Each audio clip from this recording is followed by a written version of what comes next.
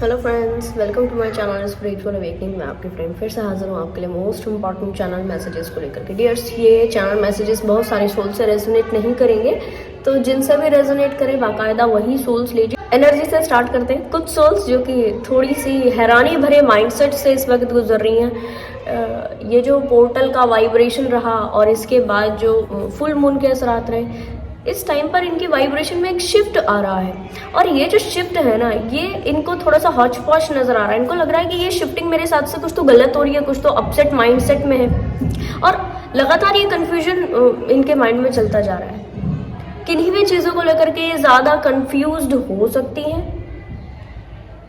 Most probable इन souls को ऐसा लग रहा हो कि इनके जो आसपास के लोग हैं वो भी इनसे कुछ मामले में संतुष्ट है और कुछ मामलों में बिल्कुल असंतुष्ट है। ठीक है, इन सोच को अभी ना हाल फिलहाल में कुछ नए से आगाज हुए हैं कि यस, मुझे अपनी लाइफ में ये ओके करना चाहिए, अपनी लाइफ में ये तो कुछ तो ओके करना चाहिए, ऐसा यानी नए कुछ आगाज की तरफ इनका जो बहुत ज़्यादा फोकस्ड है वो चले गए। मोस्ट प्रोबेबल इनको ड्रीम में ऐसी प्रोमिनेंट चीज़ें नजर आ रही है जिसकी वजह से इस आगाज की तरफ फोकस गया है। ठीक है,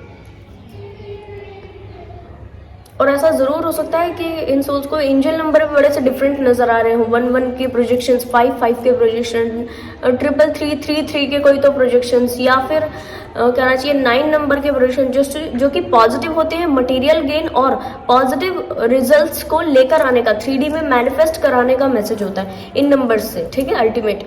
तो ये नंबर्स का प्रोजेक्शन इनको बहुत ज़्यादा नजर आ रहा है। इस समय इनको लग रहा है कि मेरे आसपास में कोई ऐसी पावर है, मेरे आसपास में जो ऐसी एनर्जीज है जो कि मेरा लगातार सपोर्ट करती जा रही है, साथ देती जा रही है। और यस, इनको घबराहट, डर, इनसिक्योरिटी से ये दूर हो चुके हुए हैं, इस वक्त कंप्लीटली दूर हैं, और इसी दूरी को मेंटेन करके ही अपनी लाइफ में अभी थोड़ा सा जीने वाले, लंबा जीने वाले हैं। ठीक है जी, इनको ऐसा भी समझ में आ रहा होगा कि अभी मुझे हाई लेवल के डिटैचमेंट में जाना है, बड़े लेवल के डिटैचमेंट का समय आ गया है। इनका ना नेचर की तरफ बड़ा फोकस जा रहा होगा, नेचर की तरफ ध्यान जा रहा होगा कि प्लैनेट का वाइब्रेशन, हम इसी प्लैनेट के ऊपर क्यों ऐसे जी रहे हैं, कोई और प्लैनेट के ऊपर हमारा क्यों नहीं जन्म हुआ। इस तरीके की क्वेरी, जैसे कि अवेकनिंग के दौरान में आपके साथ से हुआ था, मैं कौन हूँ, मेरा ओरिजिन क्या है, और यस मैं यहाँ क्यों हूँ, मैं यहाँ क्या करने के लिए हूँ। इस तरीके की क्वेरी जो उस वक्त हुई थी, सेम कुछ सोल्स की लाइफ में इस तरह की क्वेरी चल रही है कि वो अभी नेचर के बारे में इस तरह की, मैं इसी नेचर के बीच में क्यों हूँ, ऐसे ही सोल्स के बीच में क्यों हूँ, ऐसे ही ट्राइब के बीच में क्यों हूँ, ऐसे ही इसी प्लैनेट के ऊपर क्यों हूँ, इसी इन्वायरमेंट में क्यों हूँ, इसी शहर में, जिले में, कस्बे में क्यों हूँ। यानी कि डिटेल में, जितना ज़्यादा डिटेल में, जितना ज़्यादा अंदर जाकर के व्यक्ति सोच सकता है, ये जो सोल्स है अपनी इंडिविजुअल अवेयरनेस के हिसाब से जितना जितना अंदर जाकर इस चीज़ को गहराई से सोच सकते हैं, बाकायदा सोच रहे हैं। हो सकता है कुछ सोल्स को नेचर का प्रोजेक्शंस भी ड्रीम्स के माध्यम से हो रहा हो, और ये इनका फोकस ज़्यादा जा रहा हो नेचर के प्रति। बहते हुए जल को देख रहे हैं, घंटों देखते जा रहे हैं, या मन हो रहा है अंदर से कि हम बहते हुए जल को ऐसे देखें, लंबा देखें, देखते रहें। ठीक है, ये क्यों हो रहा है? ताकि इस लेवल पर वो अपनी कॉन्शियसनेस को टोटल शिफ्ट कर सके इस प्लैनेट की। एक्चुअल में ये वाकई है डियर, मैं थोड़ा सा क्लियर करती हूँ उस बात को आपको कि वाकई ऐसा है कि हर चीज का अपना तो कारण होता है। हम प्लैनेट अर्थ के ऊपर ही क्यों हैं, दूसरे किसी प्लैनेट के ऊपर क्यों नहीं। ठीक है, और ऐसा जरूर है कि हमारी अपनी कॉन्शियस, हम जिन लोगों के बीच में हैं उन्हीं लोगों के बीच में क्यों हैं।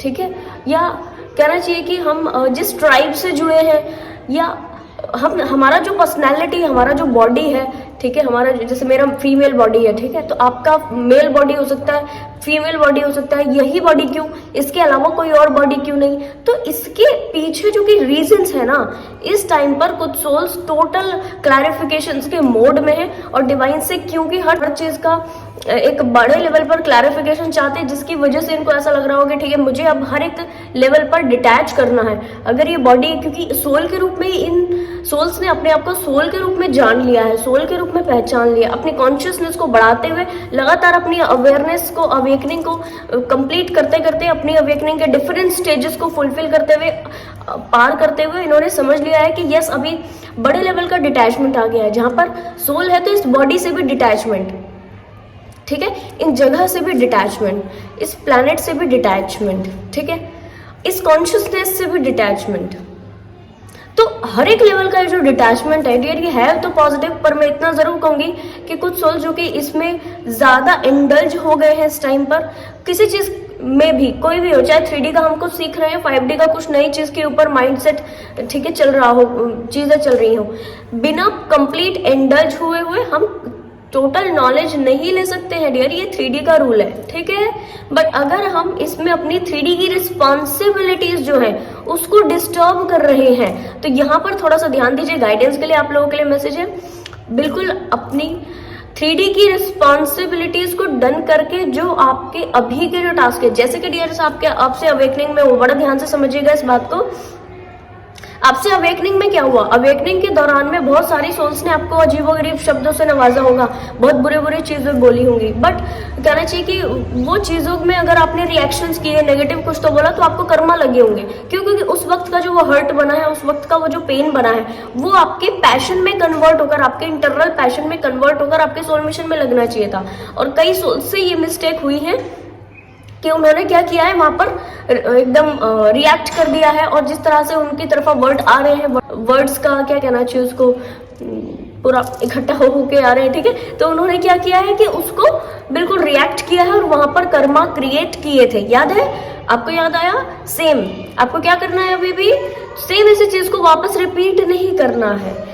यहाँ पर 3D के टास्क, जब आप एक और लेवल की अवेकनिंग पाओगे, जब आप एक और लेवल पर डिटैचमेंट करोगे, जब आप एक और लेवल पर सेल्फ लव को ओके करोगे, तो यहाँ पर आपकी कॉन्शियसनेस बढ़ेगी, आपकी अवेयरनेस बढ़ेगी, पहले से ज्यादा अवेयर होगे, फ्रूटफुल रिजल्ट्स मिलेंगे। बट इस टाइम पीरियड में जो आपकी 3D बेस्ड रिस्पॉन्सिबिलिटीज है, जिसमें आपके फैमिली के साथ में टाइम स्पेंड करना आता है, खुद के सेल्फ केयर करना आता है, ठीक है, और दूसरी और चीजें होती है जो 3D के छोटे बड़े टास्क जो भी हैं, ठीक है, उसमें डिस्टरबेंस होगा अगर तो बाहर से ये जो 3D बेस्ड लोग हमसे कनेक्टेड है डियर, इनके साइड से कुछ नेगेटिव चीजें आपको फेस करनी पड़ सकती हैं।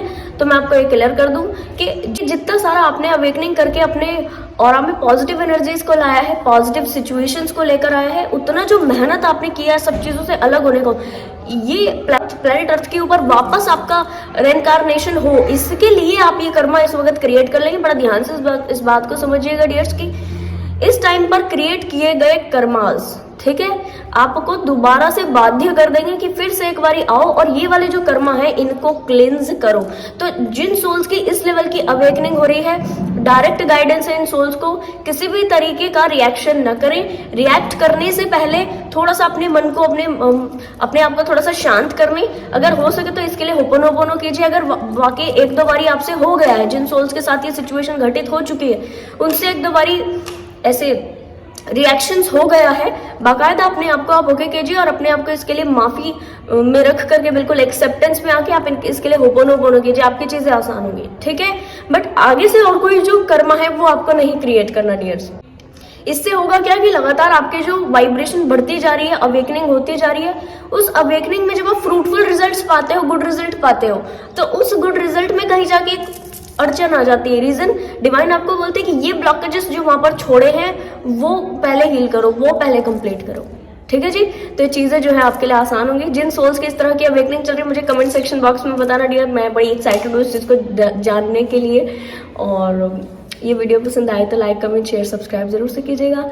मैं आपको मिलूंगी नेक्स्ट वीडियो में, तब तक के लिए bye bye, take care. Yes and thank you so much my near dear ones Kriti Gupta ji, जिन्होंने मुझे super thank you so much. आप खूब खुश रहे, सुखी रहे, स्वस्थ रहे और हमेशा आप डिवाइन ब्लेसिंग में रहे, खूब खुश रहो। Thank you so much.